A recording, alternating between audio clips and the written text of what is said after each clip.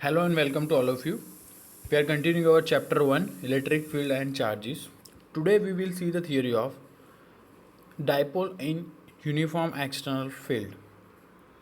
As we have studied about the electric dipole, it is having 2.2 point charges of same magnitude but opposite polarity.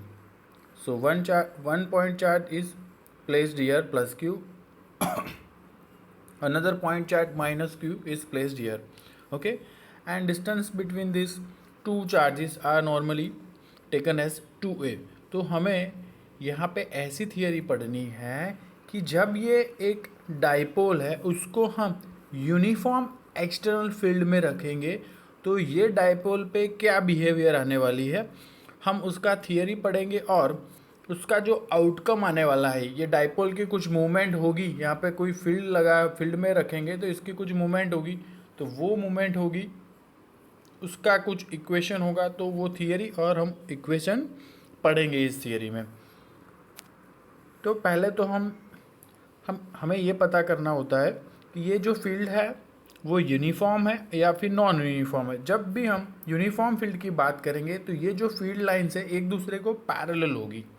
Non uniform होगा तो वो एक दूसरे को parallel नहीं होगी। बट इन आवर केस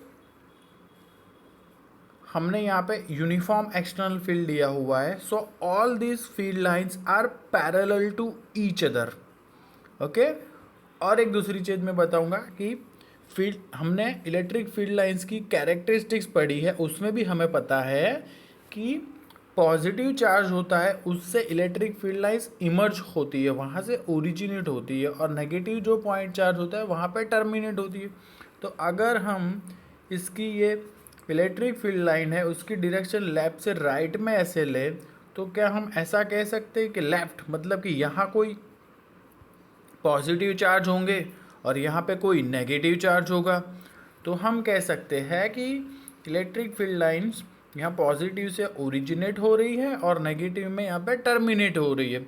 ये सिर्फ समझने के लिए पूरा कॉन्सेप्ट, ये हमें थियरी में नहीं लिखना है। थियरी हमें ऐसा लिखना है कि एक कोई डाइपोल को हमने यूनिफॉर्म इलेक्ट्रिक फील्ड में रखा हुआ है। तो अब चलो डीप में समझते हैं। ये हमारा डाइपोल हो गया, माइनस क्यू और प्लस क्यू दोनों के बीच का जो डिस्टेंस है वो 2a है। Now this plus Q charge will experience some electric force, this minus Q charge also will experience some electric force. Now the direction of force experienced by this plus q will be in this right side। कैसे?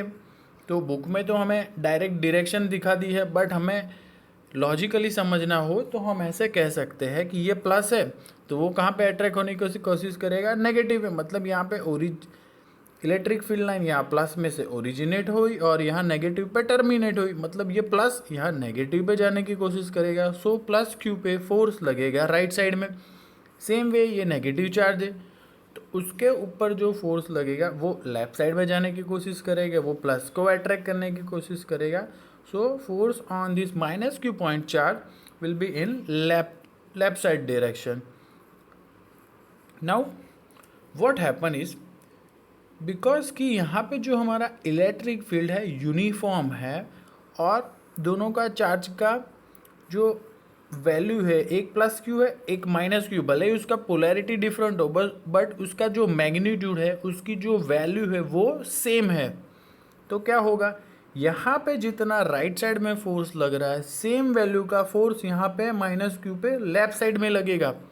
तो ये ऐसा हो गया कि जैसे हम bicycle या कोई मोटरसाइकिल चलाते हैं, उसका हैंडल होता है तो दोनों हैंडल से हम उसको पकड़ते हैं, एक हाथ से हम नीचे लाने की कोशिश करते हैं और दूसरे हाथ से हम ऊपर लाने की कोशिश करें, तो क्या होगा वहाँ पे, यहाँ पे रोटेशन होगा डाइपोल का, यहाँ पे कुछ रोटेशन मूवमेंट होगी और ये सेंटर के रिस्पेक्ट में यहाँ पे कुछ रोटेशन होगा। सो क्या पॉइंट लिखना है थियरी में, आपको थियरी में ऐसा लिखना है, plus q point charge experiences है electric force in right side direction, minus q point charge experiences a force in left side direction.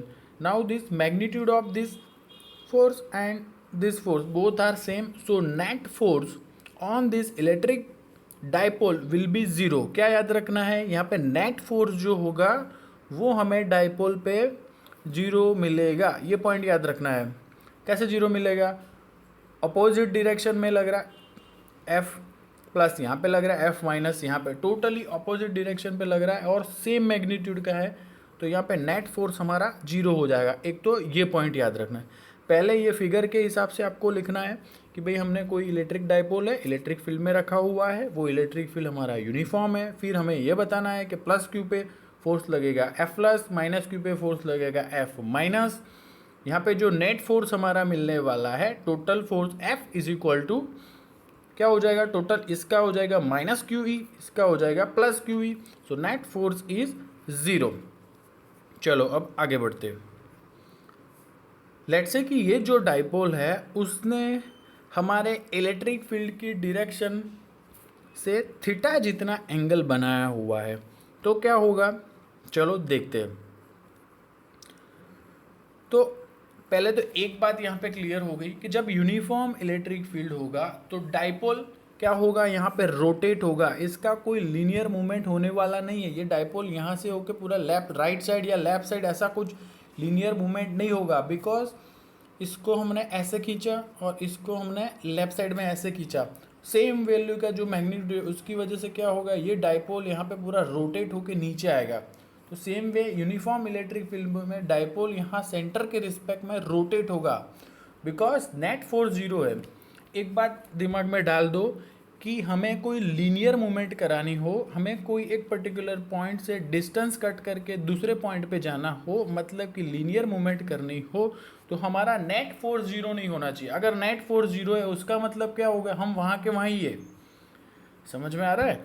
तो हमें ये ध्यान रखना है. बट हो क्या रहा है, हमें यहाँ पे रोटेशन मिल रहा है. ये फोर्स की वजह से दो मतलब फोर्स लग रहे हैं, उसको हम कपल फोर्स भी कहते हैं. एक फोर्स यहाँ पे और एक फोर्स यहाँ पे, उसकी वजह से ये रोटेशन हुआ, तो यहाँ पे हमें टॉर्क मिल रहा है. तो हम कह सकते हैं कि टॉर्क का इक्वेशन तो हमें पता है, 11 साइंस में भी पढ़ा हुआ. टॉर्क इज इक्वल टू कोई भी एक फोर्स का मैग्नीट्यूड ले लो, इसका या इसका, दोनों का सेम ही magnitude, force into perpendicular distance between two forces. ये दोनों जो फोर्स लग रहे हैं उसके बीच का परपेंडिकुलर डिस्टेंस वो यहाँ पे पुट करना, तो हमें वो टॉर्क मिल जाएगा. चलो तो वो फाइंड करते. मैग्नीट्यूड तो हमें पता है, F is equal to q into E होने वाला है. चलो तो ये हम परपेंडिकुलर डिस्टेंस फाइंड करते हैं. बुक में नहीं दिया हो, बुक में डायरेक्ट 2a साइन थीटा हो दिया हो तो वो हम समझते हैं. ये हमारा डाइपोल हो गया, थीटा एंगल बनाया, एक फोर्स यहाँ पे लग रहा है, एक फोर्स यहाँ पे लग रहा है. हमें ये दोनों ही फोर्स के बीच का ये जो परपेंडिकुलर डिस्टेंस है वो फाइंड करना है. समझ में आ रहा है. एक फोर्स ऐसे जा रहा है, दूसरा फोर्स ऐसे जा रहा है, दोनों ही ऐसे पैरेलल लाइन में जा रहा है और दोनों के बीच का कुछ ये परपेंडिकुलर डिस्टेंस है, तो वो क्या हो जाएगा, ये थीटा है. डाइपोल की लेंथ ये 2a है, तो ये हमारी लेंथ हो जाएगी 2a cos थीटा, और ये जो परपेंडिकुलर डिस्टेंस है वो हमारा ये हो जाएगा 2a sin theta. Now putting the value of this 2a sin theta over here, so we will have this equation, force F is equal to QE into this perpendicular distance 2a sin theta. I hope कि आपको ये समझ में आ गया होगा. बहुत ही simple है. Theta है, ये फोर्स एक यहाँ पे, एक फोर्स यहाँ पे, ये हमें साइड फाइंड करनी है. यही तो हमारा ये दोनों ही फोर्स के बीच का परपेंडिकुलर डिस्टेंस है, तो वो हो जाएगा 2a sin थीटा. उसको हमने यहाँ पे पुट किया. अब ये देखो यहाँ पे 2a है और ये q है, तो डाइपोल मोमेंट हमने जो थियरी पढ़ी थी उसके हिसाब से हम उसको डाइपोल मोमेंट p से रिप्लेस कर सकते हैं. p is equal to 2a into Q, तो ये 2a और q को हमने p से रिप्लेस कर दिया और यहाँ पे रहेगा e साइन थीटा. यहाँ पे p e साइन थीटा है, इसका मतलब p और e के बीच में कोई क्रॉस प्रोडक्ट आने वाला है, क्रॉस वैल्यू आने वाली है. डॉट होती है तो हम उसको कॉस से रिप्रेजेंट करते हैं, क्रॉस होता है तो हम साइन से रिप्रेजेंट करते हैं. So tau is equal to p cross E या फिर p E sine theta. This is the most important equation. आपको याद रखना है कि जब भी हम डाइपोल को यूनिफॉर्म एक्सटर्नल फील्ड में रखेंगे, यूनिफॉर्म एक्सटर्नल फील्ड, हम again repeating, uniform external field में रखेंगे, लीनियर मूवमेंट जीरो होगी उसकी, उसके ऊपर टॉर्क लगने वाला है, torque is equal to force into perpendicular distance, ये परपेंडिकुलर डिस्टेंस की वैल्यू यहाँ पे रखो, तो हमें torque tau is equal to p cross E या फिर पी ई साइन थीटा ऐसा हमें मिलेगा। चलो अब आगे बढ़ते हैं। नाउ क्या होगा यहाँ पे, अगर हमने ये डाइपोल को हमने ये इलेक्ट्रिक फील्ड लाइन का पैरेलल में रख दी, और एक लास्ट वीडियो में जो समझाया था या फिर कोई डाइपोल का जो वीडियो हमने डाइपोल की थियरी पढ़ाई उसमें भी हमने समझाया था कि डाइपोल मोमेंट होती है, वो होती है माइनस क्यू से प्लस क्यू तक, उसकी डायरेक्शन होती है माइनस क्यू टू प्लस।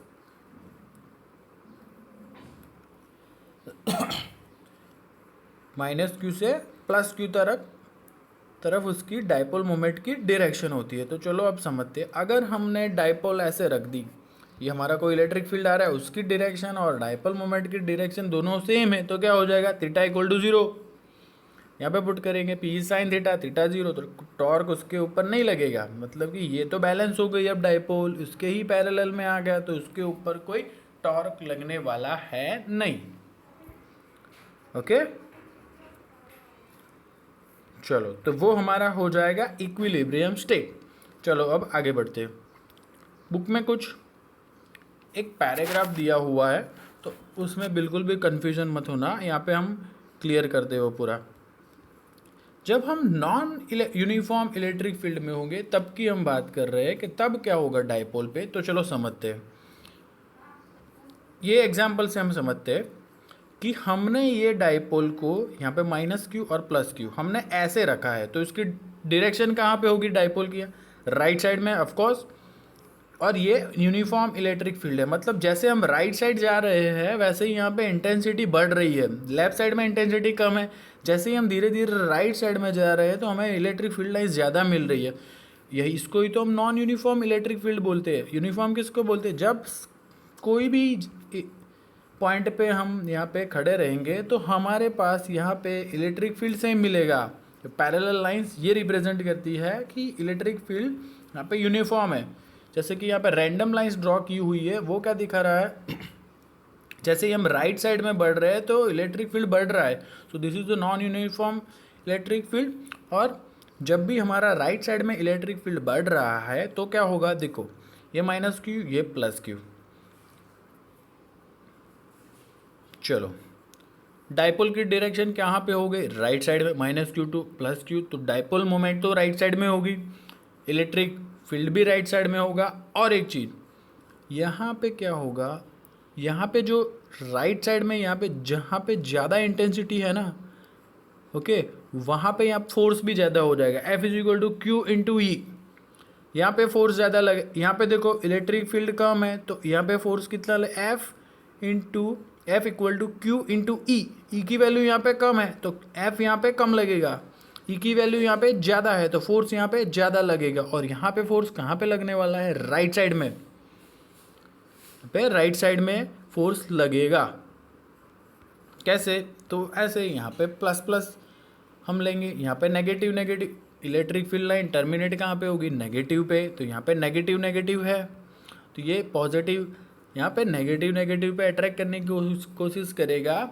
या फिर हम सिंपली ऐसा भी याद रख सकते हैं कि डाइपोल मोमेंट की जो डायरेक्शन होती है, ओके, वहाँ पे ये इस केस में वहाँ पे फोर्स लगेगा। ओके, अगेन मैं रिपीट कर रहा हूँ, ये पॉइंट याद रखना है कि राइट साइड में हम जैसे ही बढ़ रहे हैं हमारा इलेक्ट्रिक फील्ड ज़्यादा है, यहाँ पे इलेक्ट्रिक फील्ड ज़्यादा है तो प्लस क्यू पे ज़्यादा फोर्स लगेगा, वो फोर्स लगेगा राइट साइड में।